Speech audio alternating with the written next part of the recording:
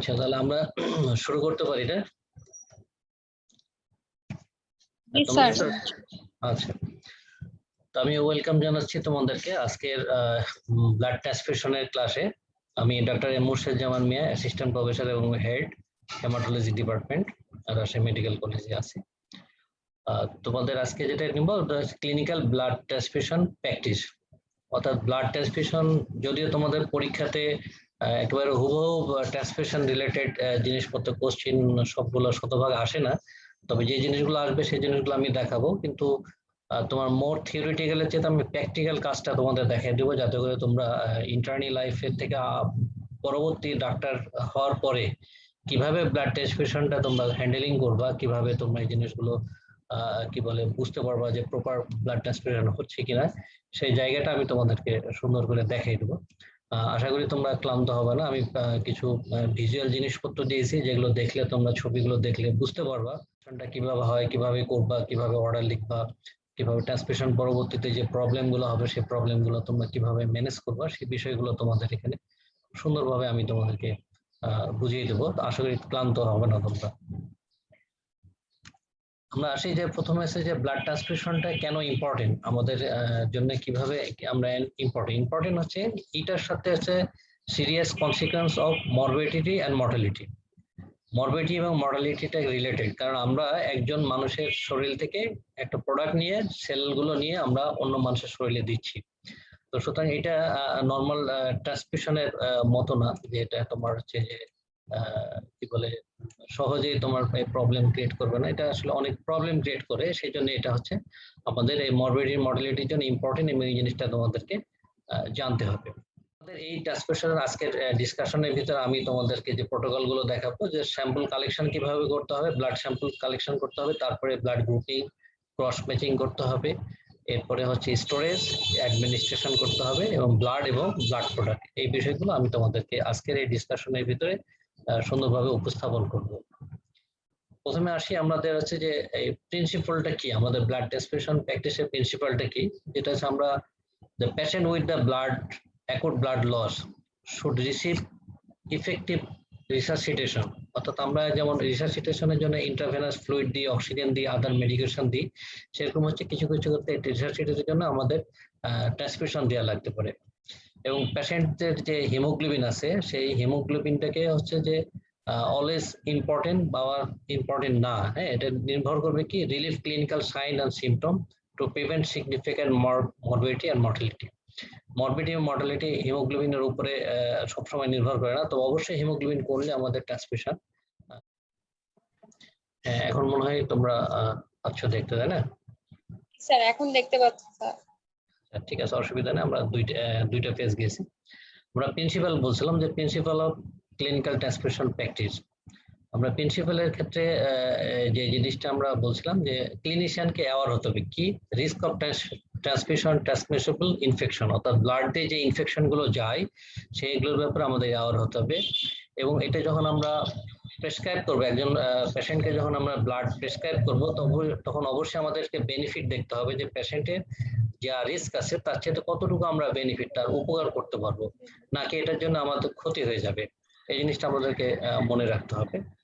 এরপর হচ্ছে যে রেকর্ড রাখতে হবে, কেন আমরা এই ব্লাড ট্রান্সফিউশনটা দিচ্ছি সেটার একটা মানে ক্লিয়ার রিজন রাখতে হবে, যে এই রিজনের কারণে আমি তাকে ব্লাড ট্রান্সফিউশন দিচ্ছি। এবং ব্লাডটা যখন আমরা দিব তখন অবশ্যই আমাদের ট্রেইনড স্টাফ থাকতে হবে, যারা আমাদেরকে এই পেশেন্টটাকে মনিটর করবে, যাতে করে পরবর্তীতে ব্লাড দেওয়ার সময় এবং পরবর্তীতে যদি কোনো অসুবিধা হয় সেই অসুবিধাগুলো যেন তারা মনিটর করতে পারে। এখন আমরা জানবো যে সেফ ব্লাড, আমরা বারবার এই শব্দটা উচ্চারণ করি যে সেফ ব্লাড ট্রান্সফিউশন। ব্লাড তাহলে কেন? ব্লাড তো সেফ, একজন আমার শরীরের ভিতরে আছে, আমার শরীরের ভিতরে তো সেফ। যখন আমি অন্যকে ডোনেট করব, এই ডোনেশনের পরবর্তীতে উনি যেভাবে রিসিভ করবেন এবং পরবর্তীতে এই রিসিভের যে সময়গুলোতে আমরা যে কাজগুলো করবো সেই জিনিসগুলোর ক্ষেত্রে অবশ্যই আমাদের সেফটি মেজার নিতে হবে। সেজন্য হচ্ছে সেফ ব্লাড শব্দটা এসছে। আমাদের সেফ ব্লাডের ভিতরে কি কি আছে, যে এটা হচ্ছে যে donated by careful selected and healthy donor. বারবার বলবো আমরা যে হেলদি ডোনার হতে হবে, free from infection that could be harmful to the recipient, রিসিপিয়েন্টের জন্য হার্মফুল হবে না। এবং হচ্ছে এই process by reliable method of testing, component production, storage and transportation, এই শব্দগুলো কিন্তু সবগুলো ইম্পর্টেন্ট। আমরা যে ব্লাডটা নিলাম সেটা যেন মেথডটা অফ টেস্টিং, যে টেস্টগুলো করতেছে সেই জন্য রিলায়েবল হয়, কম্পোনেন্ট যে প্রোডাকশন করতেছে এই প্রোডাকশনের জন্য যে যন্ত্রপাতি ব্যবহার করছে সেগুলো যেন সেফ হয়, এবং যে স্টোরেজ করতেছে সেটারও বিষয় আছে যে আমরা ফ্রিজ স্টোরেজ করতেছি, কারেন্ট চলে গেছে, কারেন্ট চলে যাওয়ার পর আবার কারেন্ট এসছে, মধ্যখানে ব্লাড প্রোডাক্টটা নষ্ট হয়ে গেছে, আবার ট্রান্সপোর্টেশনের জন্য বলছে যে এক জায়গা থেকে আরেক জায়গায় নিয়ে আসছে, নিয়ে আনতে এসে দেরি করে ফেলতেছে, তাহলে মধ্যে কি হবে, ব্লাড প্রোডাক্টটা নষ্ট হয়ে যাবে।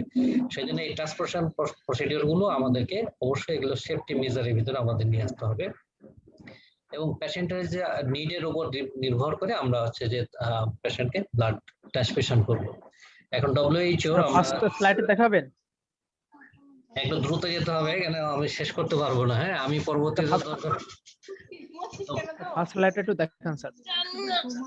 আচ্ছা, আমি তোমাদেরকে সবগুলা স্লাইডই দিয়ে দিতে পারবো। হ্যাঁ, আমি ওদের সাথে কথা বলে তোমাদেরকে সবার কাছে স্লাইডটা পাঠিয়ে দেওয়ার জন্য আমি ইয়ে করবো। হ্যাঁ, কারণ এটা তোমাদের হলে আর বই পড়া লাগবে না আশা করতেছি। হ্যাঁ, আচ্ছা, আমি একটু দ্রুত যাই তাহলে না। হ্যাঁ,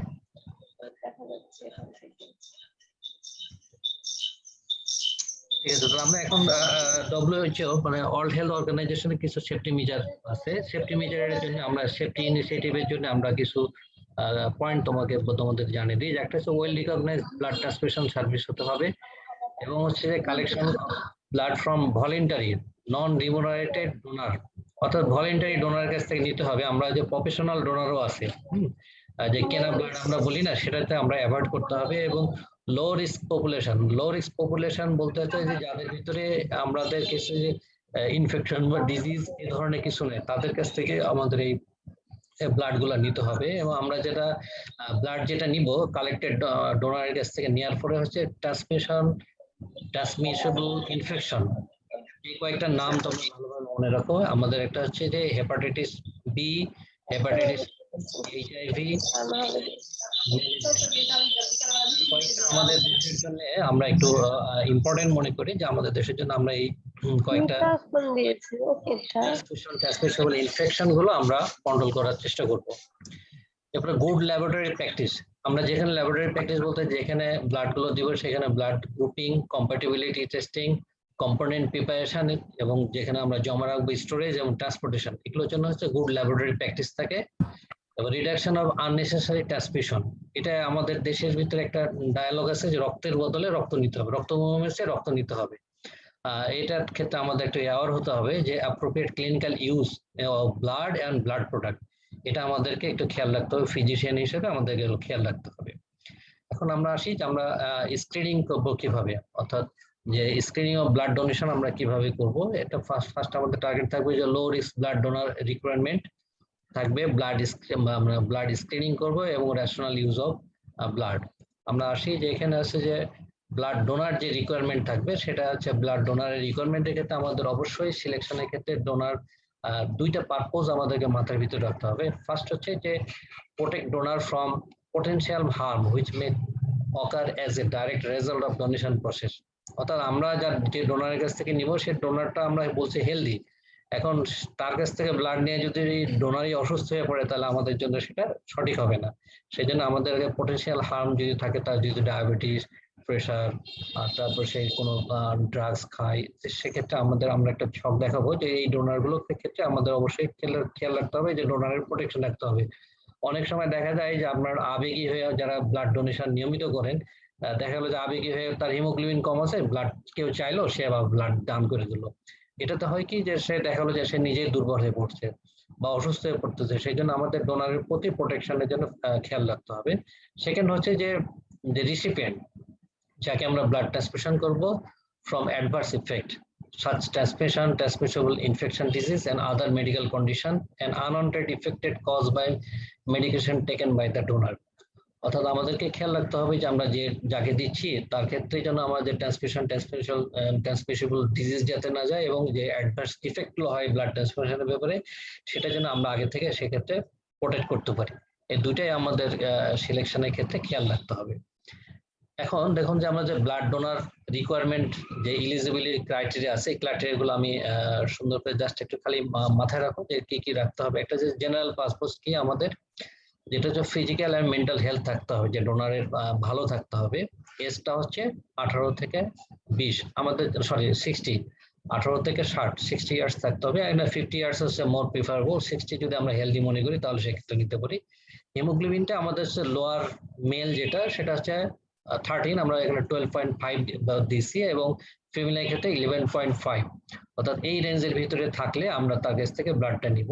এবং ওয়েট যেন মিনিমাম মোর দেন 45 কেজি ওয়েট থেকে। আমরা কেন নিব, আমরা যে যাদের কাছ থেকে ব্লাড ডোনেশন নিব অ্যাটলিস্ট আমাদের টার্গেটটা হচ্ছে 10.5 ml পার কেজি বডি ওয়েট হিসাবে আমরা তার কাছ থেকে ব্লাডটা রিসিভ করতে পারবো। তো সুতরাং 45 কেজি যদি না হয় তাহলে 450 ml ব্লাড আমরা কালেকশন করতে পারবো না। ব্লাড প্রেশারটা আমাদের উইদিন নর্মালের ভিতরে, রেঞ্জের ভিতরে থাকতে হবে। যদি এখানে ডায়াস্টোলিক 90 দেখাচ্ছে, কারো কারো আবার ডায়াস্টোলিক 90 হলেও দেখা গেল যে তারা ব্লাড হাইপারটেনসিভ হিসেবে কাউন্ট হয়। তো সুতরাং আমরা খেয়াল রাখবো যে নর্মোটেনসিভ থাকতে হবে, টেম্পারেচার, বডি টেম্পারেচার যেন তার নর্মাল থাকে, অর্থাৎ ফিভার কন্ডিশনে ব্লাড ডোনেশন করতে পারবে না, এটা মাথায় রাখেন। এরপর হচ্ছে পালসটা 60 to 100 millimetre beat per minute থাকবে। এবং ডোনেশন ইন্টারভালটা একটা খেয়াল রাখেন যে 3 to 4 মান্থ, 3 মাস না 4 মাস, আমরা প্রেফার করবো 4 মান্থ। 4 মান্থ হলে ভালো হবে, 3 মান্থ হলে দিতে পারবে যদি হেলদি ডোনার হয়। এখানে দেখেন যে একটা ব্লাড ডোনার কি বলে ফর্ম আছে, assessment form, medical assessment of donor blood form. এটা একটা বাংলায় একটা ফর্ম করা হয়েছে, যে এই চেক লিস্টটা পূরণ করলে আমরা ডোনারের কোনো প্রবলেম আছে কিনা সেই জিনিসটা আমরা এখান থেকে বের করে ফেলতে পারবো। এরপরে আমরা আসি যে ব্লাড কালেকশন যার কাছ থেকে করব, সেই ডোনারের জন্য আমরা কি কি জিনিসগুলো চেক করব। এখানে দেখেন যে donor should not be fasting before donation, অর্থাৎ না খেয়ে থাকা অবস্থা তার কাছ থেকে ডোনেশন করবো না। At least meal taken on hour মানে 4 আওয়ার প্রিভিয়াসলি, 4 আওয়ার যদি 4 ঘন্টার আগে হয় তাহলে ডোনারকে অবশ্যই আমাদেরকে কিছু মানে খাওয়াতে হবে বা ড্রিঙ্ক করতে দিতে হবে, যাতে করে হাইড্রেশন আমরা মেনটেন করতে পারি। তাহলে এখান থেকে আমরা বুঝতে পারছি যে রমজান মাসে বা রোজাদার অবস্থাতে আমরা ব্লাড ডোনেশন করতে পারবো কিনা। এখান থেকে আমরা ডোনেশন করতে পারবো যদি একটু ইমার্জেন্সি হয়, কিন্তু অবশ্যই আমাদেরকে খেয়াল রাখতে হবে যে ডোনার যাতে আবার ডিহাইড্রেটেড না হয়ে যায়। সেজন্য তাকে একটু ফাস্টিং কন্ডিশনে আবার খাওয়ার পরে বা ইফতারির পরে আমরা ব্লাড ডোনেশনটাকে প্রিফার্ড করি। এরপর হচ্ছে যে ব্লাডের যে ব্যাগ আছে সেটা অ্যান্টিকোয়াগুলেন্টের একটা রেশিও আছে 1:7, এটা ব্যাগের ভিতরে থাকে। এই ব্লাডের টোটাল ভলিউমটা ধরা হয় 500 ml অ্যাপ্রক্সিমেট, অর্থাৎ 405 থেকে 495 ml। এবং এখানে আমরা ব্লাডের পরিমাণটা হবে 450 ml এবং অ্যান্টিকোয়াগুলেন্ট হচ্ছে 63 ml থাকে। আর আমরা এইখান থেকে যেটা কালেকশন করব সেটা হচ্ছে 10 ml পার কেজি বডি ওয়েট, অর্থাৎ ডোনার যদি আমি আগে বললাম যে 45 কেজি হয় তাহলে আমরা 450 ml ব্লাড তার কাছ থেকে কালেকশন করতে পারবো। আমি এই পিকচারটা দেখতে পাচ্ছেন আপনারা সবাই। এখানে দেখেন যে একজন ডোনার ব্লাড ডোনেশন করছে এবং নিচে একটা ছোট ডান পাশের ছবিতে দেখতে পাচ্ছেন যে এখানে একটা ছোট একটা মেশিন আছে, মেশিনের উপরে ব্লাড ব্যাগটা রাখা আছে। এটা দুইটা পারপাস, একটা পারপাস হচ্ছে যে ব্লাডটাকে অ্যান্টিকোয়াগুলেন্ট দিয়ে মিক্সড করবে, এটা অটো নড়তে থাকবে এবং এখান থেকে এটা অ্যান্টিকোয়াগুলেন্ট ব্লাডের সাথে মিক্সড হবে এবং কত অ্যামাউন্ট পরিমাণ ব্লাডটা নেওয়া হচ্ছে সেইটা এখানে কিন্তু এই জায়গাতে উঠতেছে, দেখতেছেন যে এখানে 217 ml ব্লাড এখানে এই ডোনারে এসছে। আমরা এটা ছবিতে দেখছি, আমরা ছবিতে দেখতে পাচ্ছেন কি? জি স্যার দেখতে পাচ্ছি। তাহলে এইটা একটা হচ্ছে যে আমাদের এটা মেশিনাইজ পদ্ধতিতে আমরা করি। আর ম্যানুয়ালি যদি আপনি কখনো কালেকশন করেন তাহলে সেক্ষেত্রে অবশ্যই একটু হাত দিয়ে বারবার একটু ঝাঁকাতে হবে যাতে অ্যান্টিকোয়াগুলেন্টটা মিক্সড হয়, না হলে ব্লাড গুলো ক্লট হয়ে যেতে পারে। আমি বাম পাশে দুটো ছবি দিচ্ছি যে এখানে একটা আমি সিঙ্গেল ব্যাগে কালেকশন করতেছি, এটা হোল ব্লাড নিচ্ছি, কিন্তু আমি যখন এটা থেকে প্লাজমা করব, আমি যখন প্লাটলেট কনসেন্ট্রেট তৈরি করব, আমি যখন এফএফপি বানাবো বা ক্রায়োপ্রেসিপিটেট করবো তখন আরো ব্যাগের পরিমাণ হবে। তখন এইরকম কিছু ব্যাগ কানেক্টেড থাকে, যেগুলো ডাবল ব্যাগ বা ট্রিপল ব্যাগ আমরা বলি। আমি ছবিতে ডাবল ব্যাগ দেখিয়েছি। হ্যাঁ, এরপর আমরা যে ব্লাডটা নেওয়ার পরে কি করবো, এটা স্ক্রিনিং করবো। ডোনারের কাছ থেকে ব্লাড নেওয়ার পরে আমাদের স্ক্রিনিং করবো। আমরা স্ক্রিনিং কি করবো আমি বললাম যে hepatitis B, hepatitis C, HIV, syphilis, malaria, at least এই স্ক্রিনিং গুলো আমাদের দেশের জন্য ম্যান্ডেটরি। আমরা এই স্ক্রিনিং গুলি করি এবং এটা আইসিটি পদ্ধতিতে ডিভাইস মেথডে আমরা এটা করতেছি। এটা ছাড়াও এলাইজা মেথডে এটা করলে ভালো হবে, কিন্তু খরচ অনেক বেশি পড়ে, বিধায় আমরা এটা র্যাপিড টেস্টের জন্য আমরা এই ডিভাইস গুলো ব্যবহার করি স্ক্রিনিং এর জন্য। এবার আসুন আমরা কিছু থিওরিটিক্যাল কথাবার্তা বলবো, সাথে প্র্যাকটিক্যাল আমি দেখাবো যে আমাদের ব্লাড কম্পোনেন্ট কি কি আছে। আমরা জানি যে ব্লাড কম্পোনেন্টে আপনারা যে ফিজিওলজিতে পড়ছেন, প্যাথোলজিতে অলরেডি পড়ছেন যে ব্লাডের ভিতরে আমরা যে কম্পোনেন্ট গুলো আছে সেই কম্পোনেন্ট গুলো আমরা একটা যেটা হচ্ছে হোল ব্লাড থেকে আমরা কি করতে পারি, প্যাক রেড সেল অর্থাৎ রেড সেল কনসেন্ট্রেট বা প্যাক সেল আলাদা করতে পারি, প্লাজমা আলাদা করতে পারি, প্লাটলেট কনসেন্ট্রেটকে আলাদা করতে প্লাটলেটকে সেপারেট করতে পারি, এরপর লিম্ফোসাইট, নিউট্রোফিল, স্টেম সেল আলাদা করতে পারি, আর একটা প্রিপারেশন করতে পারি ক্রায়োপ্রেসিপিটেট। অর্থাৎ আপনার কাছে হয়তো এগুলো হয়তো পরিচিত মনে হবে যে আমরা রেড সেল প্যাক সেল করি, রেড সেল কনসেন্ট্রেশন করি, প্লাজমা করি, প্লাটলেট করি। ক্রায়োপ্রেসিপিটেটটা হয়তো আপনারা দেখেন নাই, আপনারা পরবর্তী আমি ছবি দেখাচ্ছি এবং বাস্তবে যখন আপনারা ওয়ার্ডে কাজ করবেন তখন এই জিনিসগুলো পেয়ে যাবেন। আচ্ছা, এখনকার দিনের জন্য আমরা এখন যেমন বোন ম্যারো ট্রান্সপ্লান্টেশন করতেছি, বোন ম্যারো ট্রান্সপ্লান্টেশন বাংলাদেশে হচ্ছে, আমরা এখান থেকে ব্লাড থেকে stem cell, peripheral stem cell এবং হচ্ছে বোন ম্যারো স্টেম সেল আমরা কালেকশন করি। আবার লিম্ফোসাইট কালেকশন করি, DLI, donor lymphocyte infusion, graft versus host disease প্রিভেনশনের জন্য আমরা লিম্ফোসাইটকে আলাদাভাবে সেপারেট কালেকশন করতে পারি। আবার অনেক সময় দেখা গেলো যে নিউট্রোফিল কমে গেছে, ইনফেকশন হচ্ছে, তাহলে সেক্ষেত্রে আপনার নিউট্রোফিলকে সেপারেট করে নিয়ে অ্যাফিলিয়েশন মেশিন আমি ছবি দেখাবো আপনাদেরকে, এই ছবি দেখে আমরা এইগুলো থেকে নিউট্রোফিলকেও আলাদা করতে পারি। এরপরে ক্রায়োপ্রেসিপিটেট, এটা আমি দেখাচ্ছি কিভাবে আমরা করতেছি। এটা অন কাইন্ড অফ যেটা রিচ ইন ফ্যাক্টর 8 এবং ফিব্রিনেজে। এখন আমরা আসি যে প্লাজমা ডেরিভেটিভ, অর্থাৎ এই হোল ব্লাড নিলাম, হোল ব্লাড থেকে আমরা হচ্ছে যে প্যাক সেল বা রেড সেল কনসেন্ট্রেট ডিফারেন্স আলাদা করলাম, আর একটা থাকলো হচ্ছে আমাদের প্লাজমা। এই প্লাজমা থেকে আমরা কি কি নিতে পারি, প্লাজমা থেকে আমরা যেখানে সেপারেট করি একটা হচ্ছে যে অ্যালবুমিন। আপনারা দেখবেন যে আমরা বাজারে যখন হাইপোঅ্যালবুমিনের পেশেন্টকে বলি যে হিউম্যান অ্যালবুমিন অ্যাডভাইস করি, এই অ্যালবুমিনটা হচ্ছে আমাদের প্লাজমা ডেরিভেটিভ। এরপর কোয়াগুলেশন ফ্যাক্টর কনসেন্ট্রেট, আপনারা জানেন যে হিমোফিলিয়া এ ফ্যাক্টর 8 ডেফিসিয়েন্সির জন্য হয়, ফ্যাক্টর 9 ডেফিসিয়েন্সির জন্য হিমোফিলিয়া বি হয়। তো তাদেরকে আমরা ফ্যাক্টর কনসেন্ট্রেট দিই। এই ফ্যাক্টর কনসেন্ট্রেটটা আসে হচ্ছে হিউম্যান থেকে, এই হিউম্যান ব্লাড থেকে আসে। এরপর দেখুন ইমিউনোগ্লোবিন যে আমরা জানি যে জিবিএস, গুলেনবারি সিনড্রোমের জন্য। এরপর হচ্ছে যে অ্যান্টিথাইমোসাইট গ্লোবুলিন, সরি এটা থেকে থাইমোসাইট গ্লোবিনটা অন্য জায়গা থেকে নেওয়া হয়। তাই ইমিউনোগ্লোবিন যে প্রিপারেশন গুলো আমরা আইজিজি, আইজিএ, আইজিএম, এগুলো কিন্তু সব হিউম্যান প্লাজমা থেকে এই জিনিসগুলোকে নেওয়া হয়। সুতরাং আপনাকে এই প্রিপারেশন গুলোর দিকে খেয়াল রাখতে হবে যে এই ব্লাড প্রোডাক্টটা আমাদেরকে যে ইন্ডিকেশন, শুধুমাত্র আমরা শুধু ব্লাড ফর ব্লাড না, ব্লাড থেকে আমরা ব্লাড প্রোডাক্ট গুলো ডিফাইন করে আমরা বিভিন্ন ক্লিনিক্যাল ইন্ডিকেশনে এই ব্লাড প্রোডাক্ট গুলো আমরা ইউজ করতে পারি। আমাদের দেশে, বাংলাদেশে সাধারণত আমরা যে অ্যান্টিকোয়াগুলেন্টটা ব্যবহার করি ব্লাড কম্পাউন্ডের জন্য, এটা মাথায় রাখেন, খেয়াল রাখেন, CPDA1, হ্যাঁ, দুই ধরনের এটা ব্যবহার করি এবং অ্যান্টিকোয়াগুলেন্টসটা থাকে 63 ml, এবং আমরা যে টেম্পারেচারে রাখি সেটা হচ্ছে 2 থেকে 6 degree temperature, 2 to 6 degree centigrade temperature রাখি। এইটাতে আমরা যে ব্লাডটা রাখতে পারবো, অর্থাৎ হোল ব্লাড অথবা রেড সেল কনসেন্ট্রেট যে রাখতে পারবো 35 ডেজ, 35 দিন পর্যন্ত আমরা স্টোরেজ রাখতে পারবো। আর এই কালেকশনের জন্য আমাদের দেশে সাধারণত আমরা আগে বললাম যে ডাবল বা ট্রিপল ব্যাগ আমরা ইউজ করি, ইউজ করে আমরা এটাকে হোল ব্লাড থেকে ডিফারেন্স করি। এটা আমি তো আপনাদেরকে দেখাচ্ছি।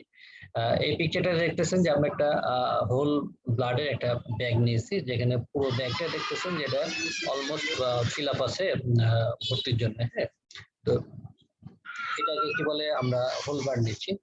এই হোল ব্লাডটাকে নেওয়ার পরে আমরা এই মেশিন দেখতে পাচ্ছেন, এটা হচ্ছে একটা সেন্ট্রিফিউজ মেশিন।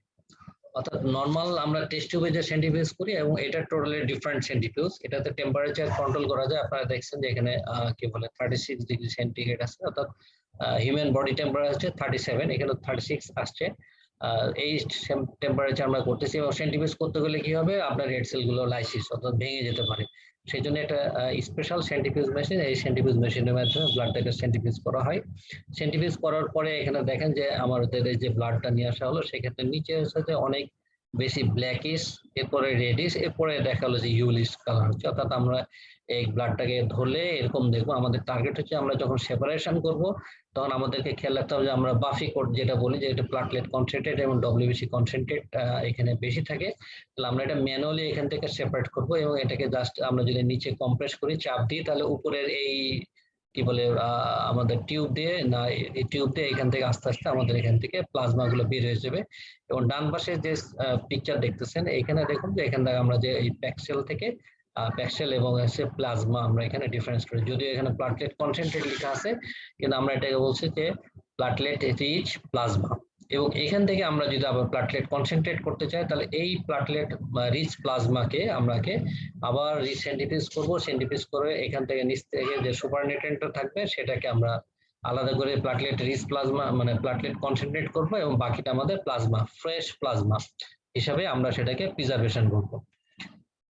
এখানে দুইটা রেফ্রিজারেটর দেখতেছেন, আমি বাম পাশেরটা দেখাচ্ছি যে বাম পাশেরটাতে আপনি দেখতেছেন যে এখানে আছে যে আমরা হোল ব্লাড রাখছি, এখানে হোল ব্লাড আছে এবং লাল কালো দুইটা দেখতে পাচ্ছেন, রেড এন্ড কি বলে সরি ইয়েলোইশ যে ব্লাড দেখতেছেন এটা হোল ব্লাড। এবং এখানে এই টেম্পারেচার ফ্রিজটা ডিফারেন্ট, আমাদের বাড়ির ফ্রিজ এবং এখানে ফ্রিজের ভিতরে ডিফারেন্সটা হচ্ছে যে এখানে টেম্পারেচারটা অলওয়েজ মনিটর করতে হবে। এবং এখানে দেখতেছেন ডান পাশে একটা ফ্রিজের উপরে একটা গ্রাফ আছে, এটা টার্গেটটা হচ্ছে যে টেম্পারেচার আপনি রাত্রেবেলায় রেখে বন্ধ করে গেলেন, রাতে কারেন্ট নাই অথবা ইলেকট্রিসিটি 2 দিন ধরে নাই, আপনার ব্লাড প্রোডাক্ট গুলো তো ঠিকই পরের দিন এসে হয়তো দেখলেন যে হ্যাঁ আপনার টেম্পারেচার 3.4ই আছে, কিন্তু আদৌ দেখা গেলো মধ্যখানে 5 ঘন্টা কারেন্ট ছিল না, এমন টেম্পারেচার বেশি হয়ে গিয়ে আপনার ব্লাড প্রোডাক্ট গুলো নষ্ট হয়ে যাবে। সুতরাং এটা প্রিভেনশনের জন্য এই গ্রাফে আপনাকে দেখাবে যে কোন সময় কতটা সময় আপনার এই টেম্পারেচার কতটুকু আপ ডাউন করছে। এগুলো হচ্ছে স্পেশাল ব্লাড ব্যাংকের ফ্রিজ। এবং ডান পাশে যে ফ্রিজটা দেখতেছেন এখানে আমরা হচ্ছে যে প্লাজমাটা আমরা ডিফাইন করলাম, প্লাজমাটাকে আমরা -25 ডিগ্রি টেম্পারেচারে এখানে জন্য স্পেশাল ফ্রিজের ভিতরে এটাকে রেখে দেওয়া হবে। এখানে আমরা এটার নাম দেবো হচ্ছে যে প্লাজমাটা রাখে ফ্রেশ ফ্রোজেন প্লাজমা, এই অংশটাকে আমরা বলতেছি ফ্রেশ ফ্রোজেন প্লাজমা। এই ফ্রেশ ফ্রোজেন প্লাজমাটা হচ্ছে আমরা কি বলে বা ক্রায়োপ্রেসিসটা কি কাজে লাগে আমরা পরবর্তীতে দেখাচ্ছি। এরপর হোল ব্লাড আমি আগে বলছি আমরা এখানে অ্যামাউন্ট হচ্ছে 450 450 ml, 63 ml হচ্ছে অ্যান্টিকোয়াগুলেন্ট থাকে, টেম্পারেচারে 2 to 6 ডিগ্রি টেম্পারেচার রাখতে হয়। এবং আমাদের এখানে ইনফেকশন রেট মানে যেগুলো যে ট্রান্সমিশন হতে পারে সেক্ষেত্রে HIV, hepatitis B, C, syphilis, malaria. এরপরে আমরা হোল ব্লাড কাকে দেবো? হোল ব্লাড তাকেই দেবো যারা হচ্ছে যে ভলিউম রিপ্লেসমেন্ট লাগবে। অ্যাকিউট লসের ক্ষেত্রে আমাদের যাদের ভলিউম রিপ্লেসমেন্ট লাগবে, অথবা দেখা গেলো যে আমার হিমোগ্লোবিনও বাড়াতে হবে, প্লাটলেটও বাড়াতে হবে, অথবা দেখা গেলো যে আমার অ্যালবুমিন লেভেলও বাড়াতে হবে, তার ক্ষেত্রে আমরা হোল ব্লাড চয়েস করবো। অথবা এক্সচেঞ্জ ট্রান্সফিউশন আমরা জানি যে বাচ্চাদের ক্ষেত্রে এক্সচেঞ্জ ট্রান্সফিউশন লাগতে পারে, তখন সেক্ষেত্রে আমরা হোল ব্লাড ইউজ করবো। কন্ট্রা ইন্ডিকেশন কি? আমরা ওই যে বললাম যে আমাদের মাথার ভিতরে একটা ডায়ালগ আছে যে রক্তের বদলে রক্ত, অর্থাৎ একটা ক্রনিক অ্যানিমিয়ার পেশেন্ট, একটা থ্যালাসেমিয়ার পেশেন্ট, এই পেশেন্টের জন্য তো আমার হোল ব্লাডের দরকার নাই। সেক্ষেত্রে দেখা গেলো যে ক্রনিক অ্যানিমিয়া নিয়ে আসছে বা আয়রন ডিফিসিয়েন্সি অ্যানিমিয়া, তাকে আমি হোল ব্লাড দিচ্ছি, মোটেও দরকার নেই। আমাদের যে ব্লাড প্রোডাক্ট অর্থাৎ রেড সেল কনসেন্ট্রেট অথবা প্যাক সেল আমরা ট্রান্সফিউশন করবো। আর কার্ডিয়াক ইনসিপিয়েন্ট কার্ডিয়াক ফেলিওর যদি হার্ট ফেলিওরের পেশেন্টকে আমরা যদি হোল ব্লাড দিই তাহলে কি হবে, তার ভলিউম ওভারলোড হবে। সেই জন্য আমাদের খেয়াল রাখতে হবে যে আমরা অবশ্যই এই ক্ষেত্রে ব্লাড প্রোডাক্ট যার যেটা লাগবে সেটুকু আমরা দিব। এই অ্যাডমিনিস্ট্রেশনের সময় অবশ্যই আমাদের এবিও এবং আরএইচ কম্প্যাটেবল ব্লাড দেখতে হবে। এবং একটা কোশ্চেন আমাদের মাথার ভিতরে সবসময় আসে যে আমি তো এখন একটা ইনজেকশন দেওয়ার সময় হয়ে গেছে, ব্লাড চলতেছে, তাহলে কি করব? ব্লাডের ভিতরে কি আমি ওই ইনজেকশনটা মিশাই দেবো বা ওই ড্রাগসটা মিশাই দেবো? Never add any medication to blood, আপনাকে সেপারেট লাইন দিয়ে আপনাকে এটা দিতে হবে এবং এটা 4 আওয়ার্স এর ভিতরে কমপ্লিট করতে হবে। তো হোল ব্লাড আপনি যখন দেবেন তখন অবশ্যই 4 আওয়ার্স 4 ঘন্টার ভিতরে ব্লাড ট্রান্সফিউশনটা শেষ করবেন। এরপর আসি আমাদের রেড সেল কনসেন্ট্রেট, অর্থাৎ আমরা যে প্যাক সেল যেটা বলি, প্যাক সেলটার অ্যামাউন্ট হয় সাধারণত আমরা প্লাজমাটা সরিয়ে ফেললে ওখান থেকে 150 to 200 ml হবে। এবং এইখানে একই রকম ভাবে আমাদের যে ইনফেকশন রেট থাকতে পারে ওই একই রকম ইনফেকশন হয় এবং স্টোরেজটা ব্লাড হোল ব্লাডের মতোই। আপনারা আগে যেমন হোল ব্লাডের যে প্যাকটা ব্যাগ দেখছিলেন, এখানে হচ্ছে রেড সেল কনসেন্ট্রেট, এখানে দেখেন যে প্রায় হাফ মতো হয়ে গেছে, অর্থাৎ উপরে যে প্লাজমাটুকু আছে আমরা এখান থেকে সরিয়ে ফেলা হয়েছে, এটা হচ্ছে রেড সেল কনসেন্ট্রেট ও প্যাক সেল। এরপর আমরা আসি যে প্লাটলেট কনসেন্ট্রেট।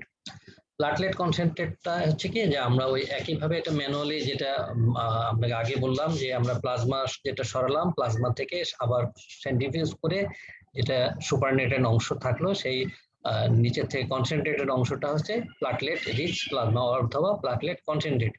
এই কনসেন্ট্রেটটা আমরা যাতে কালেকশন করবো সেটা অ্যামাউন্টটা হয় সাধারণত 50 to 60 ml অ্যামাউন্ট হয়।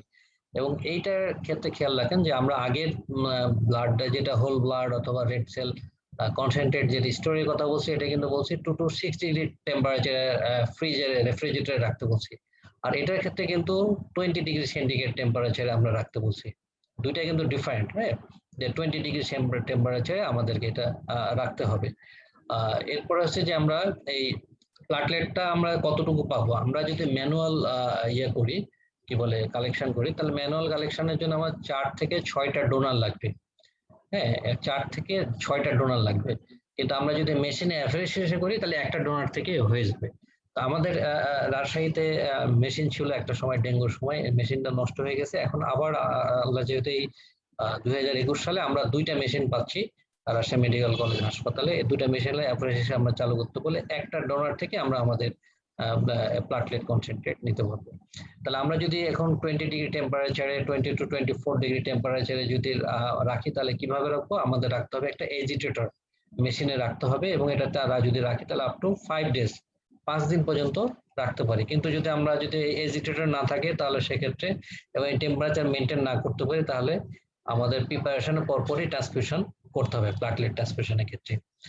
এইখানে যে মেশিনটা আপনারা দেখতেছেন এটা হচ্ছে টোটালি হচ্ছে ব্লাড সেপারেটর মেশিন বা অ্যাফেরেসিস মেশিন নামে এটা পরিচিত। আমরা যে ব্লাড কম্পোনেন্ট যেগুলোকে ডিফারেন্ট করতে চাচ্ছি, আলাদা আলাদা করতে যাচ্ছি, আলাদা নিতে চাচ্ছি, সবগুলো আমরা এখান থেকে নিতে পারি। যেমন ধরুন আপনি ডেঙ্গুর সময় আপনি চাইলেন বা এমনি সময় আমরা কি চাই? প্লাটলেট কনসেন্ট্রেট চাই।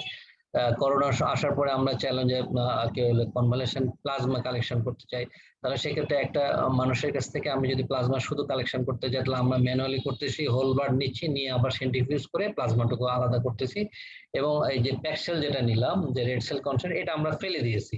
তো সেক্ষেত্রে আমরা যদি এই মেশিন ইউজ করতে পারি তাহলে সেক্ষেত্রে শুধুমাত্র আমরা প্লাজমা নিলাম। আমরা যখন ওই ডোনারের স্টেম সেল নিব তখন শুধু স্টেম সেলটাকে ডিফারেন্ট করে নিলাম। একইভাবে আমরা যে যখন হিউম্যান অ্যালবুমিন, এরপর হচ্ছে যে ফ্যাক্টর কনসেন্ট্রেট, এইরকম এই মেশিনে না হয় না এটা, কিন্তু এই মেশিন এইরকম মেশিন দিয়ে শুধুমাত্র এটাকে আলাদা করে নেওয়া হয় অনেকগুলো প্রক্রিয়ার মাধ্যমে। তো সুতরাং এই অ্যাফ্রেসিস মেশিনটা একটা খুব ভালো মেশিন, যেটা আমরা ব্লাড কম্পোনেন্ট গুলোকে আলাদা আলাদা করে ফেলতে পারি। তবে একটু কস্ট একটু হাই, তবে এটা অনেক হাইলি টেকনিক্যাল জিনিস। এটা আশা করছি 21 সাল থেকে আমরা ব্যবহার করতে পারবো। এখন আমরা প্লাটলেট কনসেন্ট্রেটের কিছু ইন্ডিকেশন আছে, আমরা কাকে কাকে প্লাটলেট দেবো এটা থিওরিটিক্যাল, এই জিনিসগুলো আপনারা এটা অবশ্যই আপনাদের রিটেনের জন্য মাথায় রাখবেন। একটা thrombocytopenia, platelet function defect, prevention of bleeding due to thrombocytopenia as in bone marrow failure. অর্থাৎ বোন ম্যারো ফেইলিউর আমরা যে লিউকেমিয়া, অ্যাপ্লাসিয়া, এই জিনিসগুলো আমরা ট্রিটমেন্ট যখন করি তখন সেই ক্ষেত্রে এদের জন্য আমাদের এগুলো লাগবে। আর কন্ট্রা ইন্ডিকেশনের ক্ষেত্রে একটু খেয়াল রাখেন যে আইটিবির ক্ষেত্রে দেখা গেল যে আমার মাথার ভিতরে প্লাটলেট থ্রম্বোসাইটোপেনিয়া হচ্ছে আইটিবি, আমি তাহলে প্লাটলেট দিলে কি থাকবে? না, যেহেতু এটা ইমিউনোলজিক্যাল মেকানিজম, আপনি প্লাটলেট দিলে এটা আবার ডিস্ট্রাকশন হয়ে যাবে, সুতরাং দরকার নাই। TTP, thrombotic thrombocytopenic purpura, untreated DIC, এগুলোর ক্ষেত্রে হয় কি আপনি যখন প্লাটলেট দিবেন, প্লাটলেট থ্রম্বোসাইটোপেনিয়া বাট প্লাটলেট দিবেন, এগুলো কি হবে আরো আমরা থ্রম্বো কোয়াগুলেশন করবে এবং থ্রম্বাস তৈরি করবে এবং এটা ডিজিজটাকে বাড়িয়ে দিবে। তো সেই জন্য আপনাকে খেয়াল রাখতে হবে যে আপনি যাদেরকে দিচ্ছেন থ্রম্বোসাইটোপেনিয়া, কিন্তু থ্রম্বোসাইটোপেনিয়ার কজটা বুঝে আপনাকে প্লাটলেট ট্রান্সফিউশন দিতে হবে। আর ম্যারোফেলের ক্ষেত্রে এখানে এক এক ডিজিজের ক্ষেত্রে আমরা এক এক রকম চিন্তা করি। তো সেক্ষেত্রে আপনারা এইটা একটা মনে রাখেন যে আমরা 10,000 যদি ব্লিডিং পেশেন্ট উইদাউট ফিভার থাকে তাহলে আমরা 10,000 নিচে এবং কোনো যদি সিমটম না থাকে তাহলে আমরা প্রোফাইল্যাকটিক প্লাটলেট ট্রান্সফিউশনের দরকার নাই। আর যদি দেখা গেল যে ফিভার থাকে তাহলে সেক্ষেত্রে প্লাটলেট 20,000 হলে আমাদেরকে প্লাটলেট ট্রান্সফিউশন করতে হবে, যেগুলো আমরা আমাদের লিউকেমিয়ার পেশেন্টে আমাদের ওয়ার্ডে আমরা প্রোফাইল্যাকটিক্যালি আগেই আমরা প্লাটলেট দিয়ে থাকি। তো এই কাউন্ট গুলো একটু মনে রাখতে হবে যে আমরা কখন দিব। আমরা অনেক সময় দেখা গেল যে প্লাটলেট কম দেখলেই ঘাবড়ে যায় যে কি করব, এখন কি হোল ব্লাড দিয়ে দেবো নাকি প্লাটলেট দেবো। আমাদের কাজ হচ্ছে প্লাটলেট যদি হিমোগ্লোবিন ঠিক থাকে, প্লাটলেট যদি কম থাকে তাহলে আমরা প্লাটলেট শুধুমাত্র প্লাটলেট দেবো, হোল ব্লাড দিব না।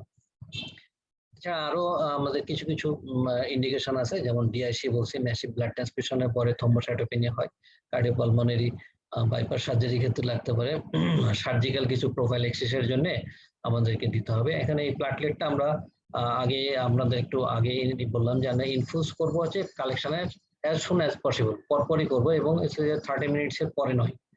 কারণ আমি আগে বলছি যে আপনি এটা যদি রেখে দেন তাহলে প্লাটলেট ক্লাম্প হয়ে যাবে, ক্লাম্প হয়ে গেলে সেটা আপনি কিন্তু দিতে পারবেন না, দেওয়ার পরে কোনো কাজে লাগবে না। সেই জন্য আমাদেরকে যত দ্রুত সম্ভব প্লাটলেট রেডি তৈরি হওয়ার পরপরই, মানে ফ্রেশ ব্লাড থেকে তৈরি করার পরপরই আমাদেরকে প্লাটলেট ট্রান্সফিউজ করে ফেলতে হবে। এখানে যেটা হয় সেটা হচ্ছে যে আমাদের হিমোলাইটিক প্রসেস হয় না, কিন্তু ফিব্রাইল নন হিমোলাইটিক এবং অ্যালার্জিক আর্টিকেলিয়াল যে রিয়াকশন হতে পারে, এই জিনিসটা আমাদের খেয়াল রাখতে হবে। এইখানে ডান পাশের ব্যাগে দেখেন যে আমরা একটা প্লাটলেট কনসেন্ট্রেট ব্যাগ দেখেছি, এই কালারটা দেখেন, এবং এই প্লাটলেটটা আমরা রাখবো হচ্ছে বাম পাশে যে মেশিন আছে এইখানে এজিটেটর মেশিন, অর্থাৎ যে নিচে যে ছোট ছোট প্লেট গুলো দেখছেন সাজানো আছে, প্লেটের উপর রাখতে হবে এবং প্লেট গুলো দোল খায়, এজিটেশন করে, যার ফলে সবসময় নড়তে থাকে, যার ফলে প্লাটলেট গুলো ক্লাম্প হয় না। এটাতে আমরা টেম্পারেচার কন্ট্রোল করে যদি রাখি তাহলে সেক্ষেত্রে আপ টু 5 ডেজ পর্যন্ত এটাকে আমরা রাখতে পারবো প্লাটলেটটাকে কালেকশন করতে পারবো। তারপরে আসি আমরা fresh frozen plasma. Fresh frozen প্লাজমাটা হচ্ছে যে আমরা ওইখান থেকে যদি আমরা -25°C টেম্পারেচারে রাখি তাহলে সেটা বলে আমরা ফ্রেশ ফ্রোজেন, ফ্রোজেন আপ হয়ে যায়, সেটার জন্য রাখতে পারি। এটা আমরা 1 বছর পর্যন্ত রাখতে পারি। এবং এই ফ্রোজেন প্লাজমার যে কিছু ইন্ডিকেশন আছে, কিছু কন্ট্রা ইন্ডিকেশন আছে, আপনারা একটু আমি পরবর্তী স্লাইড পাঠিয়ে দেবো, আপনারা এগুলো একটু পড়ে নেবেন। এন্ড ফ্রেশ ফ্রোজেন প্লাজমাটা এখানে দেখেন দেখতে অলমোস্ট হচ্ছে যে প্লাটলেটের মতোই মনে হচ্ছে, কিন্তু এখানে এটা অ্যাভয়েড করা হয় প্লাটলেট, অর্থাৎ প্লাটলেটটাকে সরিয়ে দেওয়া হয়, দিয়ে এই মাইনাস টেম্পারেচার ফ্রিজে রেফ্রিজারেটরের ভিতরে এভাবে রাখা হয়। এবং এই ফ্রেশ ফ্রোজেন প্লাজমাটা পুল আকারে যেহেতু রাখা যায়, তো সে থেকে আমাদের যেটা সুবিধা হচ্ছে যে যখন তখন রোগী লাগলে আমরা অর্ডার করলে এটা পেয়ে যাব, অর্থাৎ ডোনার লাগবে না এই ক্ষেত্রে। আমরা যে এটা প্যাকসেল করলাম, প্যাকসেলের অংশটা আমরা এই ফ্রোজেন আকারে আমরা এখানে রেখে দিতে পারবো। সুতরাং এখানে ল্যাবরেটরি গুলোতে এইটা অলওয়েজ প্রিজার্ভ পাওয়া যায়। একইভাবে আমরা এর পরবর্তীতে যেটা দেখাচ্ছি যে হচ্ছে যে ক্রায়োপ্রিসিপিটেড। ক্রায়োপ্রিসিপিটেডটা হচ্ছে যে ফ্রেশ ফ্রোজেন প্লাজমাকে আমরা যদি 37 ডিগ্রি টেম্পারেচারে পানিতে যদি আমরা থ করি তাহলে দেখবেন যে আইসের মতো কিছু ভেসে ভেসে যাবে, এটাকে আমরা বলি ক্রায়ো। এই ক্রায়োটাকে সেপারেট করা হয়, সেপারেট করে একটা ব্যাগের ভিতরে নিয়ে রাখা হয়। আমাদের টার্গেটটা হচ্ছে যে এই মানে ক্রায়ো থেকে আমরা হচ্ছে ফ্যাক্টর 8 এবং ফিব্রোলিজের লেভেল মানে আমরা এখান থেকে প্রিজার্ভ করতে পারি। এখন দেখেন যে আমাদের একটা হিমোফিলিয়া পেশেন্টের হয়তো 2000-4000 ইউনিট হচ্ছে ফ্যাক্টর লাগবে। এখন আমি তাকে যদি মানে ফ্রেশ প্লাজমা দিই তাহলে 200 ml করে যদি দিই, একটা ইউনিটে থাকতেছে 200 ml প্লাজমার ভিতর থাকতেছে মাত্র 100 ইউনিট হচ্ছে ফ্যাক্টর, তাহলে 2000 যদি দিই তাহলে তাকে আমাকে 20টা দিতে হবে। তাহলে 20টা দিলে তো ও তো নিতে পারবে না, ও তো ভলিউম ওভারলোড হয়ে যাবে। কিন্তু আমি যদি এটাকে ক্রায়ো আকারে দিই তাহলে সেক্ষেত্রে আমার ক্রায়োটা হচ্ছে অনলি 10 to 20 ml থাকবে। তো 10 to 20 ml থাকলে আমার এখানে ভলিউম ওভারলোড হবে না, আমি তাকে এই পরিমাণ ক্রায়ো দিতে পারবো। তো সেই জন্য এইটা হচ্ছে যে আমাদের ইন্ডিকেশনটা হচ্ছে যাদের ফিব্রিনোজেন ডেফিসিয়েন্সি হয়, ফ্যাক্টর 8 ডেফিসিয়েন্সি হয়, তাদের ক্ষেত্রে আমরা এই ক্রায়োটাকে আমরা এখানে দিব।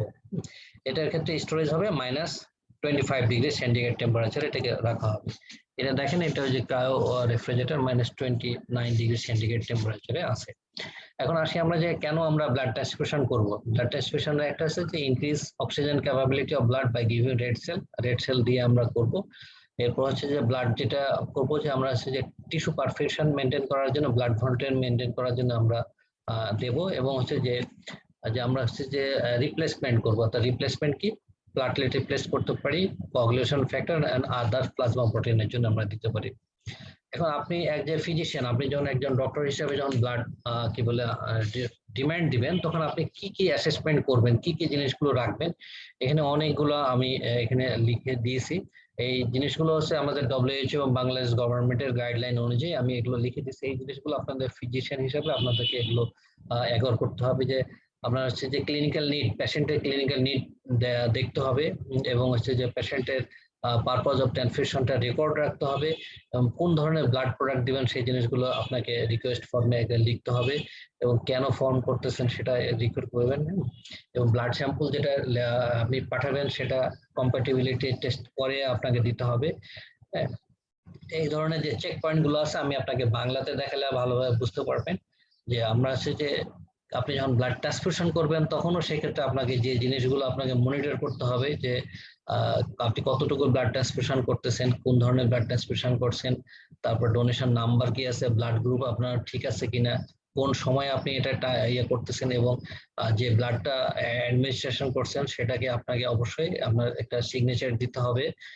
এবং হচ্ছে যে পেশেন্টকে ট্রান্সফিউশনের সময় মনিটর করতে হবে, আগে মনিটর করতে হবে, দেওয়ার সময় করতে হবে, এবং কমপ্লিট হওয়ার পরে, কারণ আমাদের এটা রিয়াকশন যে কোনো মুহূর্তে একটা রিয়াকশন হতে পারে, সেই জন্য এই মনিটর গুলো আমাদেরকে খুব ভালোভাবে মনিটর করতে হবে এবং রেকর্ড রাখতে হবে।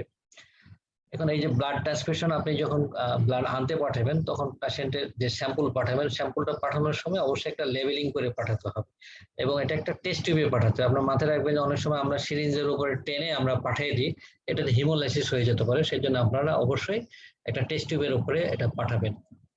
এটা দেখতেছেন আমাদের রাজশাহী মেডিকেল কলেজ হাসপাতালের একটা ন্যাশনাল ব্লাড ট্রান্সফিউশন যে অথরিটি আছে তার ইয়া অনুযায়ী একটা গাইডলাইন অনুযায়ী একটা ফর্ম করা আছে। এখানে ফর্মটা আপনারা ইন্টারনেট সময় এসে দেখবেন যে আপনাদের সবসময় এই ফর্মটা পূরণ করে পাঠাতে হবে। এখানে আমি যে আগের যে থিওরিটিক্যাল কথাটা বললাম এটা বাংলাতে লেখা আছে। এবং আর একটু খেয়াল রাখবেন যে নিচে দেখেন যে রোগীর নাম, বয়স, পুরুষ, ইউনিট, ওয়ার্ড দিয়ে এখানে ছোট করে একটা দাগ দেওয়া আছে, ডট ডট, অর্থাৎ এখান থেকে আপনি কেটে ফেলতে পারবেন। এই অংশটা আমাদের পরবর্তীতে আমাদের লাগবে হচ্ছে যে যখন আপনি স্যাম্পলটা পাঠাবেন তখন টেস্ট টিউবের সাথে ট্যাগ করে পাঠাবেন যার ব্লাডটা পাঠালেন কম্প্যাটিবিলিটি টেস্টের জন্য। এরপরে আমরা আসি যে ব্লাড কম্পোনেন্ট যে আমরা কি বলে আমরা যে পাঠাবো সেক্ষেত্রে যে ব্লাড স্যাম্পল পাঠাবো, অবশ্যই আমাদের একটা আছে যে 5 ml ব্লাড স্যাম্পল পাঠাতে হবে। সেক্ষেত্রে এই যে আপনি নাম, রেজিস্ট্রেশন নাম্বার, ওয়ার্ড যে জিনিসগুলো বললাম এই জিনিসটা লিখে পাঠাতে হবে, নাহলে পরবর্তীতে আচ্ছা এই যে শর্ট কাটতে বললাম যে এই অংশটাকে কেটে আমরা ওই টেস্ট টিউবে লাগিয়ে পাঠাবো এবং ডাক্তারের একটা সিগনেচার এবং সিল দিয়ে পাঠাতে হবে, নাহলে এটা ল্যাবরেটরি গিয়ে কার ব্লাড কোথায় চলে যাবে আপনি বুঝতেই পারবেন না। এরপর আমরা রেড সেল কম্প্যাটিবিলিটি টেস্ট বলতে কি বুঝি? কম্প্যাটিবিলিটি টেস্ট বলতে একটা হচ্ছে ব্লাড গ্রুপিং, এবি এবং আরএস গ্রুপিং করতে হবে, অ্যান্টিবডি স্ক্রিনিং করতে হবে এবং ক্রস ম্যাচ। আচ্ছা, আমরা এখানে একটা জিনিস খেয়াল রাখি, ক্রস ম্যাচটা হচ্ছে সেই জিনিস যদি আমরা ক্রস ম্যাচ না করি তাহলে সেক্ষেত্রে কিছু আননোন কিছু অ্যান্টিবডি অ্যান্টিজেন থাকে যেগুলো হচ্ছে যে ব্লাড দেওয়ার পরে রিয়াকশন করবে। তাহলে সেক্ষেত্রে আমাদের অবশ্যই ক্রস ম্যাচ যদি ব্লাডটা যদি ওয়েল ক্রস ম্যাচ হয়, যদি ভালো ক্রস ম্যাচ হয় তাহলে সেক্ষেত্রে রিয়াকশনের পরিমাণটা আমাদের ক্ষেত্রে অনেক কমে যাবে। এই জন্য ক্রস ম্যাচ টেস্টিংটা আমাদেরকে অবশ্যই কনফার্ম করতে হবে। এখানে দেখুন যে আমি একটা চেক পয়েন্ট রাখছি যে আপনি একটা হোল ব্লাড যখন আপনার ওটার পরে আসলো তখন আপনাকে অবশ্যই ব্লাড ব্যাগটা একটু ভালোভাবে চেক করে নিতে হবে। কি কি চেক করবেন? যে আপনি চেক করার পরে দেখবেন যে কোনো ব্ল্যাগে কোনো ছেঁড়া ফাটা আছে কিনা। যদি কোনো লিক থাকে আপনি ব্লাড দিতেই পারবেন না, আগেই এটা ব্লাডটা পড়ে যাবে এবং এটা যে অবশ্যই বুঝবেন যে এটা ইনফেক্টেড হয়ে গেছে যদি ব্লাড ব্যাগে কোনো জায়গায় লিক থাকে।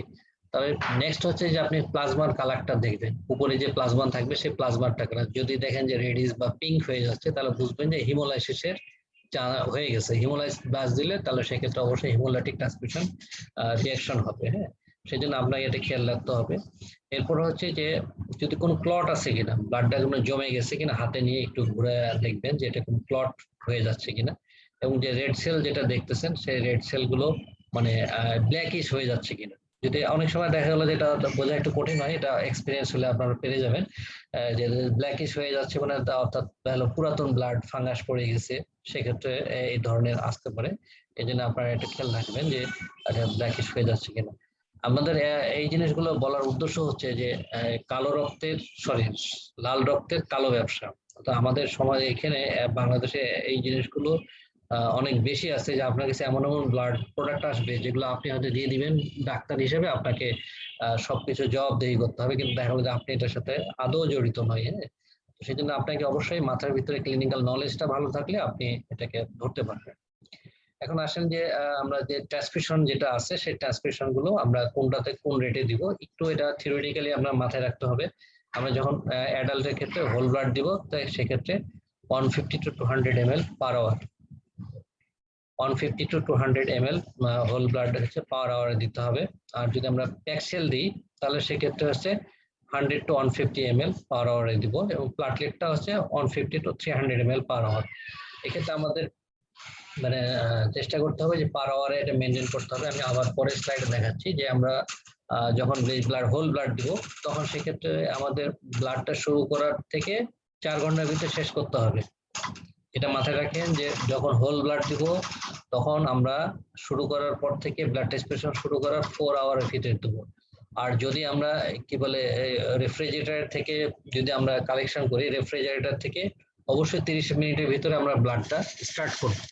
দেরি করবো না, দেরি করলে পরবর্তীতে আমাদের বললাম যে হিমোলাইজ বা অন্যান্য রিয়াকশন গুলো শুরু হতে পারে।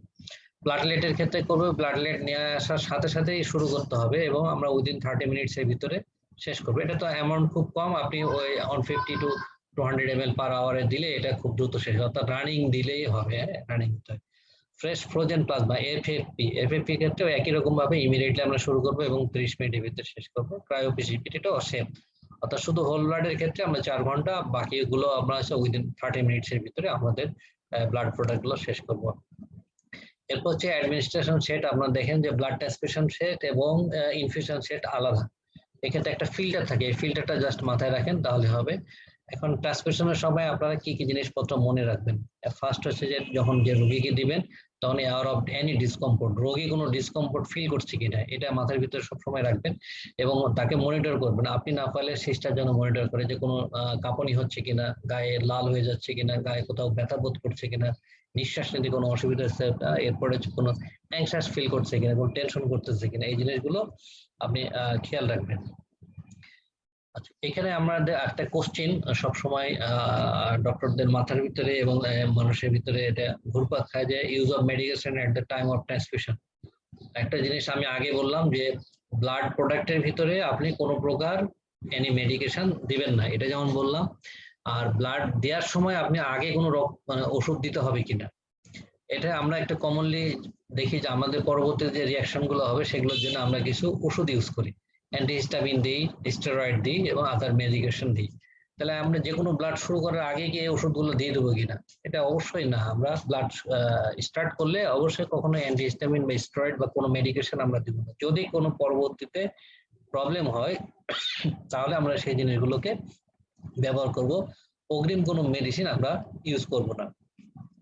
এবং আরেকটা যেটা বললাম যে আমরা ব্লাড ব্যাগের ভিতরে অন্য কোনো মেডিকেশন ব্যবহার করব কিনা, অবশ্যই না। হ্যাঁ, কিন্তু যদি আমরা দেখা হলো যে আমরা প্যাক সেল যখন দিচ্ছি অথবা রেড সেল কনসেন্ট্রেট দিচ্ছি, যখন হাইলি কনসেন্ট্রেটেড হয়ে যায়, এটা ঠিক হয়ে যাওয়ার কারণে ভিসকোসিটি বেশি হওয়ার জন্য দেখা গেলো যে আপনার ইয়ের ভিতর দিয়ে যেতে চায় না, ইনফিউশন সেটের ভিতর দিয়ে, সরি ট্রান্সফিউশন সেটের ভিতর দিয়ে।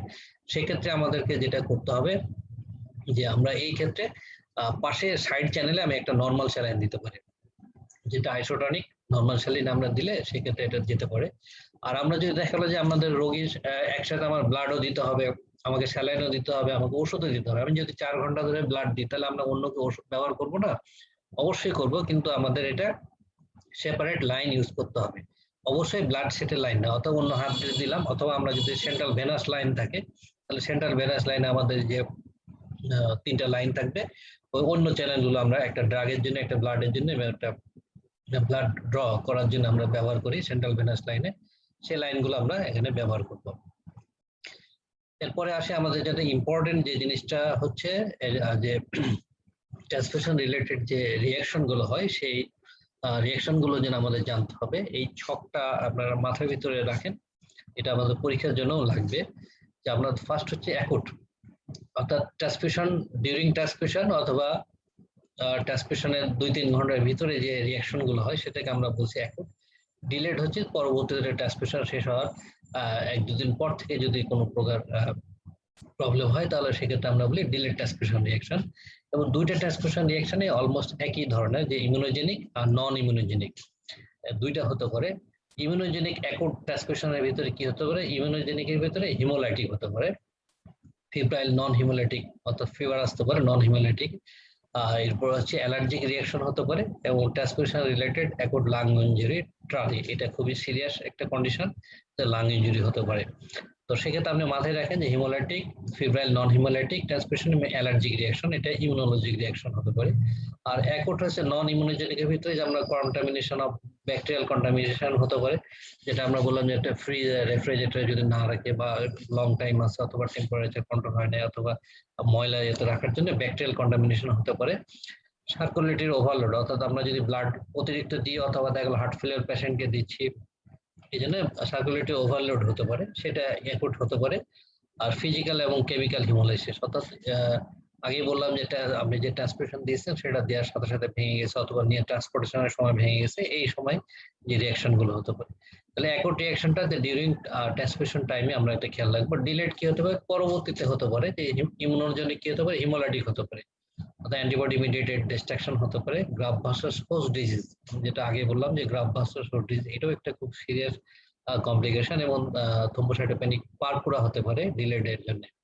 আর নন ইমিউনোজেনিকের ভিতরে ট্রান্সফিউশন ইমিউন্ডিউস হেমাটোসাইটোস, অর্থাৎ আয়রন যদি ডিপোজিশন হয়, এবং ডিজিজ ট্রান্সফিউশন, অর্থাৎ আমরা যদি দেখা হলো হেপাটাইটিস বি বা সি ইমিডিয়েট তো বোঝা যায় না, দেখা হলো পরবর্তীতে এটার মাধ্যমে গেছে, পরবর্তীতে আমরা ডিজিজ যে ট্রান্সমিশন হয়েছে সেটা পরে বুঝতে পারবো যে এটা ট্রান্সমিশন দিয়ে হয়েছে। এখন আমরা যদি এই ম্যানেজমেন্ট কি করব, আমরা আগে যদি দেখি যে আমরা যখন ব্লাড দেওয়ার পরে যদি প্রোরাইটাস যদি শুরু হয়, অর্থাৎ যদি তার যদি গায়ে ইচিং হচ্ছে, চুলকানি হচ্ছে, আর্টিকেলে র্যাশ হয়, তাহলে সেক্ষেত্রে আমাদের কাজ হবে কি, প্রথমে হচ্ছে ব্লাড ট্রান্সফিউশনটা আমাকে স্লো করে দেবো, স্লো করে দিয়ে অ্যান্টিহিস্টামিন দেবো, আইএম অ্যান্টিহিস্টামিন দেবো। এবং আমরা হচ্ছে যদি ইমপ্রুভমেন্টটা কতক্ষণ দেখবো, আপ টু 30 মিনিটস পর্যন্ত আমরা এটা ইমপ্রুভমেন্ট দেখবো, যেটা ইমপ্রুভ হচ্ছে কিনা, তার প্রোরাইটাসটা বা চুলকানিটা কমছে কিনা। যদি দেখে যে না ইমপ্রুভ হচ্ছে না, তাহলে সেক্ষেত্রে আমরা ক্যাটাগরি 2 পরে যাচ্ছি, যে ওইখানে আমরা যাব। আর যদি ইমপ্রুভ হয়ে যায় তাহলে আবার আমরা ব্লাডটা শুরু করে দেবো। এখানে ব্লাড ফেলার কোনো দরকার হবে না, এটা মাথায় রাখবেন যে মাইল্ড যদি কোনো সমস্যা হয় সেক্ষেত্রে আমরা স্লো করে দেবো। স্লো করে ব্লাড ট্রান্সফিউশন দেওয়ার পরে আধা ঘন্টা ওয়েট করবো বা স্টপ করবো, স্টপ করে আধা ঘন্টা পরে আমরা এটাকে অবজার্ভ করে দেখবো যে আমাদের এটা রিয়াকশনটা বাড়ছে কিনা। যদি না বাড়ে তাহলে আমরা আবার ব্লাড ট্রান্সফিউশন স্লোলি স্টার্ট করব। এখন মডারেট যদি সিভিয়ার হয় রিয়াকশন গুলো হয়, তাহলে সেক্ষেত্রে দেখবেন যে পেশেন্ট হয়তো অ্যানক্সাস হবে, গায়ে প্রোরাইটাস থাকবে, প্যালপিটেশন বাড়তে পারে, ডিসনিয়া হতে পারে, মাইল্ড ডিসনিয়া হতে পারে এবং হেডেক হতে পারে। এই ক্ষেত্রে আমরা সাইন কি কি দেখবো, গা ফ্লাশিং হবে, আর্টিকেরিয়াল র্যাশ হবে, রাইগর হবে, ফিভার আসতে পারে, রেস্টলেস হতে পারে এবং টাকিকার্ডি হতে পারে। এটা আমরা পসিবল কজ কি হতে পারে, হাইপার সেনসিটিভিটি, এর জন্য এটা হতে পারে। এখন এক্ষেত্রে আমাদের ট্রিটমেন্ট কি হবে, আমাদের কাজ হবে স্টপ ট্রান্সমিশন, আইভি লাইনটা ওপেনই রাখতে হবে। অনেক সময় দেখা গেলো যে শুধুমাত্র আপনি ব্লাডই দিয়েছেন, আপনি দ্রুত আইভি চ্যানেলটা খুলে ফেলেন, এটা করা যাবে না, কারণ আমাদের এখান থেকে অনেক ওষুধ দেওয়া লাগতে পারে, স্যালাইন দেওয়া লাগতে পারে, এই জন্য অবশ্যই খুলবেন না। আমরা চ্যানেল দিয়ে আমরা যেন নর্মাল স্যালাইনটা স্টার্ট করতে পারি। এবং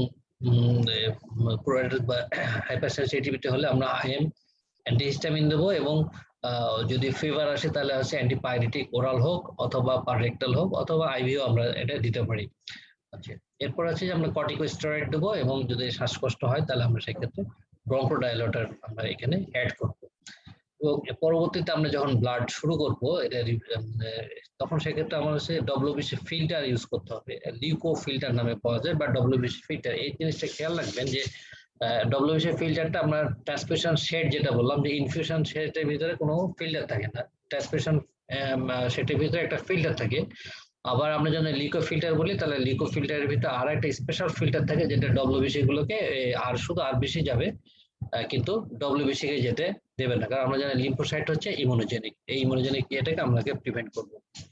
তো সেক্ষেত্রে আমরা যদি ক্যাটাগরি 3 এর পরবর্তীতে যদি রিয়াকশন দেখি, মানে সিমটম কি হবে, অ্যাংজাইটি তো থাকবে, চেস্ট পেইন থাকবে, pain along with transmission line. এটা খেয়াল রাখেন যে আমরা যেই ভেইনে আমরা তাকে ট্রান্সমিশন দিচ্ছি সেই ট্রান্সমিশন এই জায়গাতে আপনার পেইন হবে, রেসপিরেটরি ডিস্ট্রেস হতে পারে এবং লয়েন পেন। অনেক সময় দেখা গেলো যে কমপ্লেন করে যে লয়েন পেন, তখন আমরা মনে করি যে ব্লাড দেওয়ার সময় আমার পিঠে ব্যথার, এটা কি কমপ্লেন করছে, তো এটা লয়েন পেন হতে পারে এবং হেডেক হবে এবং ডিসপ্লে হতে পারে।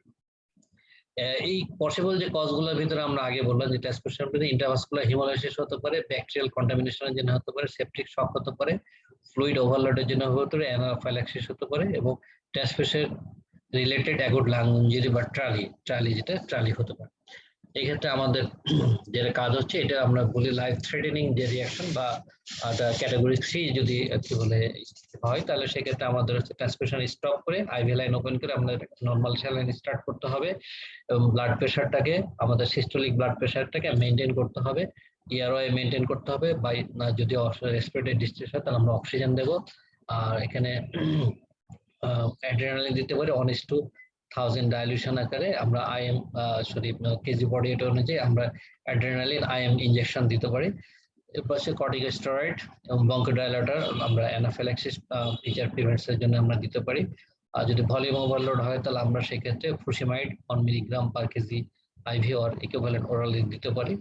এরপর আমরা বারবার হচ্ছে যে ওর সাইন অফ হিমোগ্লোবিনের দেখতে হবে, যে হিমোলাইসিস হয়ে যাচ্ছে কিনা সেটা দেখতে হবে।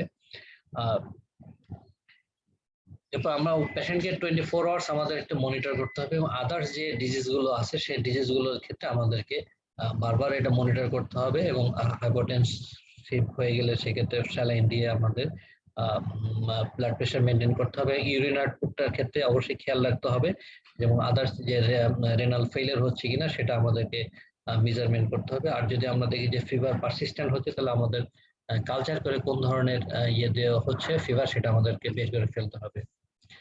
এখন এই ক্ষেত্রে আমাদের পোস্ট ট্রান্সফিউশন ব্লাড নিয়ে আমাদের এই নিম্নলিখিত পরীক্ষাগুলো আমাদের খেয়াল রাখতে হবে। আমি সময়ের জন্য এতগুলো বলছি না, আপনারা পরবর্তীতে একটু এটা দেখে নেবেন, এইগুলো রাখবো।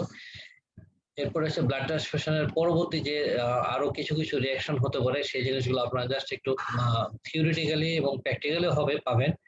থিওরিটিক্যালি অবশ্যই আপনাদের রাখতে হবে, এগুলো পরীক্ষার জন্য লাগবে, যে haemolytic transfusion reaction, bacterial contamination and septic shock, transfusion associated circulatory overload, anaphylactic reaction, transfusion related acute lung injury, এগুলো আলাদা আলাদা ভাবে ম্যানেজমেন্ট আছে।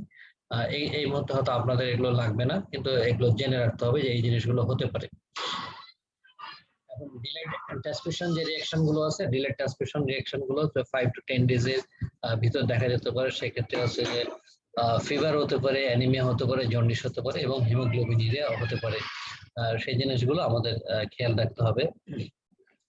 লাস্ট যে জিনিসটা আপনাদের দেখা যাচ্ছে সেটা হচ্ছে যে আমাদের একটা ম্যাসিভ ট্রান্সফিউশন। ম্যাসিভ ট্রান্সফিউশন মানে আমরা বুঝছেন যে আমরা একসাথে অনেক বেশি ব্লাড ট্রান্সফিউশন করতে পারি।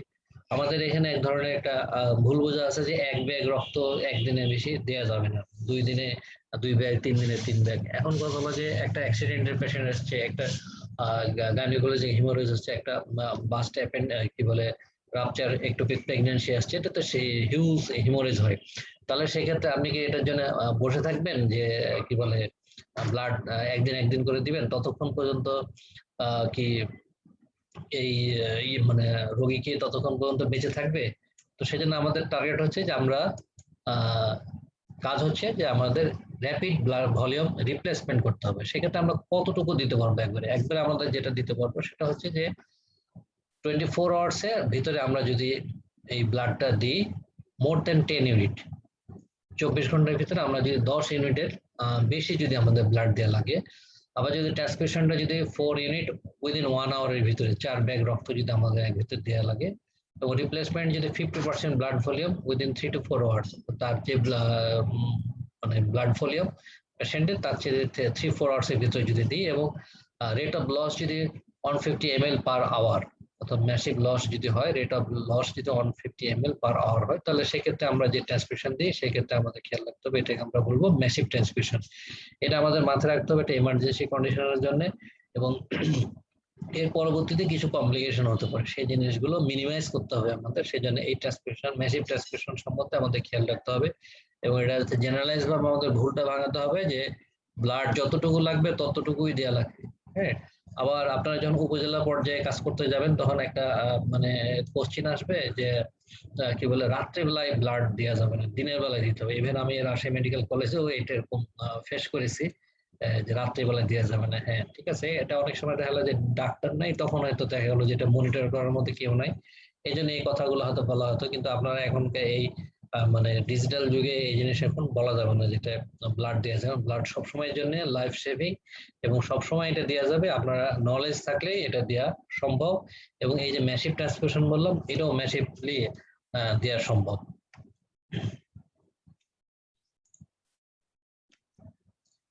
আচ্ছা, এই হচ্ছে মোটামুটি ব্লাড ট্রান্সফিউশনের উপরে আপনাদের একটা আমি সিনারিও বললাম। স্লাইডসগুলো কি পাঠানো যাবে? আমি আপনাদের স্লাইড গুলো কিভাবে দিতে পারি? আপনাকে আমার ইমেল অ্যাড্রেসটা পাঠিয়ে দিচ্ছি, আমাকে মেল করে দেন। হ্যাঁ হ্যাঁ হ্যাঁ হ্যাঁ, সেটাও করতে পারেন। তাহলে আমার মেইলে পাঠাবেন না এখানে ইয়েতে কি বলে জুমে দেওয়া যাবে না? আপনার মেলটা বললেও ভালো হয়, আমি জুমে পাঠিয়ে দিয়েছি অলরেডি। ও আচ্ছা, আমার মেল হচ্ছে drZAMN ডাক্তার ZAMAN জামান 04@gmail.com। আচ্ছা, চ্যাট বক্সে আমি লিখে দিই না? জি স্যার, ভালো ভালো। চ্যাট বক্সে লিখে দিই।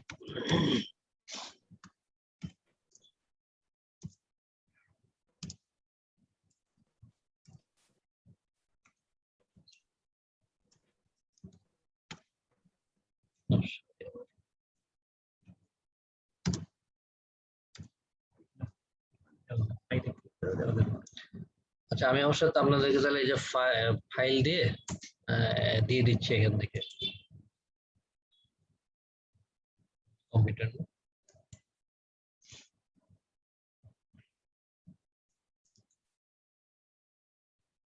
জি স্যার, দেখতে পেয়েছি মেসেজ।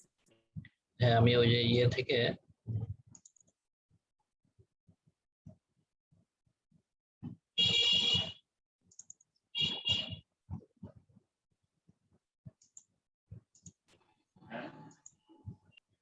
হ্যাঁ, আমি এটা অলরেডি দিয়ে দিয়েছি, যেটা এতে যাচ্ছে এটা।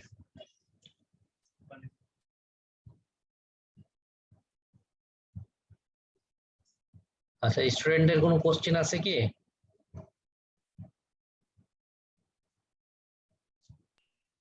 স্যার ফ্রেশ ফ্রোজেন প্লাজমা থেকে প্লাটিলেট আলাদা করা হয়? আচ্ছা, প্রথমত খেয়াল রাখতে হবে যে ফ্রেশ প্লাজমা, আমরা যে হোল ব্লাডটা নিলাম সেটাকে সেন্ট্রিফিউজ করে উপর থেকে যে প্লাজমাটা সরিয়ে ফেললাম, এটার নাম হচ্ছে ফ্রেশ প্লাজমা। এর ভিতরে কি থাকলো? এর মধ্যে প্লাটিলেটও থাকবে, ডব্লিউবিসিও থাকবে এবং প্লাজমা ইটসেলফ থাকবে। তাহলে সেক্ষেত্রে এটা হচ্ছে আমরা এটা বলি প্লাটলেট রিচ প্লাজমা, অথবা হচ্ছে কি বলে ফ্রেশ প্লাজমা। কারণ এই প্লাজমাটাকে আমরা আবার হচ্ছে সেন্ট্রিফিউজ করে কি হয় যে ডব্লিউবিসি এবং প্লাটলেটটা নিচে চলে যায়, এখান থেকে উপরে যে অংশটা আছে সেটাকে আমরা সরিয়ে নিই। সরিয়ে নিয়ে নিচে যে অংশটুকু থাকে সেটাকে আমরা বলি হচ্ছে যে প্লাটলেট কনসেন্ট্রেট। আর উপরের অংশ যেটা আমরা করলাম সেটাকে বললাম ফ্রেশ প্লাজমা। এই ফ্রেশ প্লাজমাটাকে যখন আমি ফ্রিজ আপ -20 ডিগ্রি টেম্পারেচারে রাখছি ফ্রিজে, তখন আমার এটার নাম হয়ে যাচ্ছে ফ্রেশ ফ্রোজেন প্লাজমা। সুতরাং এই ফ্রেশ ফ্রোজেন প্লাজমার ভিতরে কোনো প্লাটলেট থাকে না। আমি আর একটা দেখালাম যে প্লাটলেটটা হচ্ছে যে 20 ডিগ্রি সেন্টিগ্রেডের উপরে রাখতে হয়, অর্থাৎ রুম টেম্পারেচারে রাখতে হয়। তো সেক্ষেত্রে আমি যদি ফ্রিজে রাখি তাহলে প্লাটলেট গুলো সব নষ্ট হয়ে যাবে। একইভাবে আমি যখন হোল ব্লাডকে যখন আমি ফ্রিজে রাখতেছি, ফ্রিজে রাখার সাথে সাথেই আমার যে কি বলে প্লাটলেট গুলো সেগুলো নষ্ট হয়ে যাবে। সেজন্য আছে যে আমি যখন ফ্রেশ প্লাজমা বলবো শুধুমাত্র তাকে যার ভিতরে প্লাটলেট নাই, এবং থাকলেও সেটা ডিস্ট্রাকশন মানে নষ্ট হয়ে যায়। বোঝা গেছে কি? জি স্যার, বুঝতে পারছি স্যার।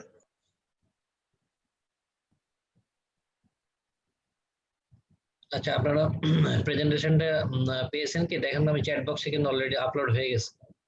স্যার পেয়েছি, ডাউনলোড হচ্ছে। ঠিক।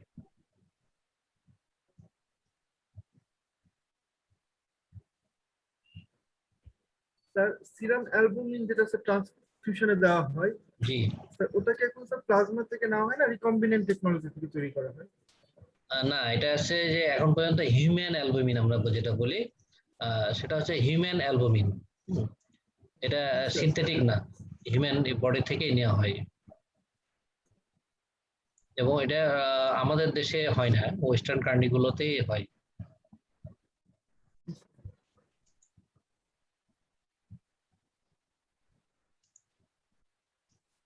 পার্টিসিপেন্টের ছবিগুলো কোথায়?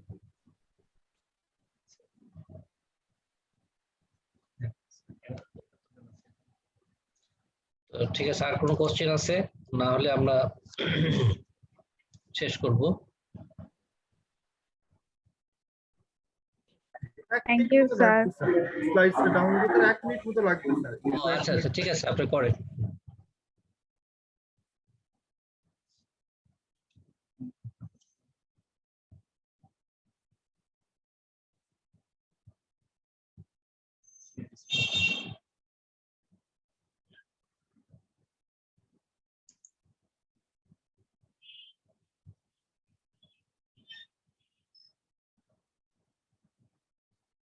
রেকর্ড অফ করে দিই।